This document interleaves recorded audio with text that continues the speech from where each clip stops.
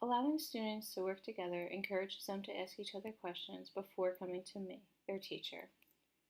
By asking each other the questions, they begin to form deeper levels of collaboration and better understanding of the material. As a teacher, I am still always available for my students, though. I believe the best way to encourage collaboration in the classroom is to set up the classroom in such a way that groups the students naturally. If you look at the chalkboard, you'll see how I like to set up this room. Each block represents one student's desk. As you can see, the desks are all grouped in groups of 4, allowing 4 students to work together. Notice the space in the center? That is there so I can teach from the front of the classroom, the center of the classroom, or from my desk. With collaboration as a key focus, the emphasis is much more on student-engaged learning rather than lecturing. I do not assign seats in the classroom, but what I do assign are groups. On the first day, I have groups written on the board before ever meeting the students. I tell the students to find their group members and then sit together. Each group then creates a list of personal goals and group goals. The lists are sometimes long and other times short, but everyone knows what is expected by the group.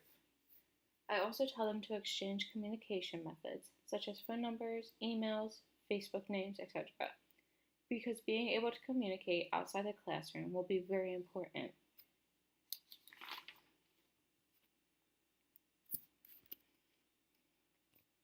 One of my favorite activities is when students individually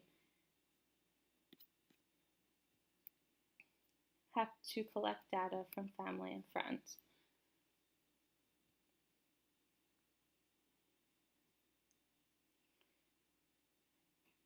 After they collect some data, they all bring it to the class. Some students, however, will choose to record it on a table that is set up in a Google Doc that they all have access to, such as the one that I am creating right now.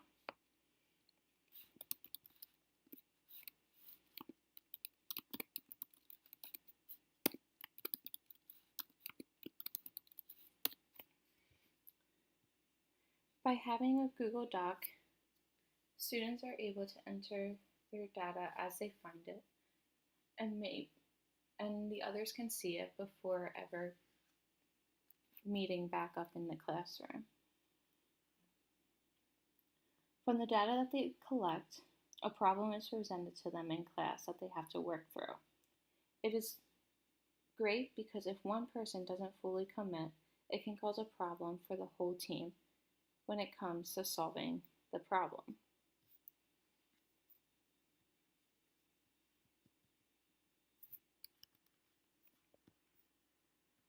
By encouraging collaboration inside and outside the classroom, students will learn not only math but an important skill of working together that they will also need in their future careers.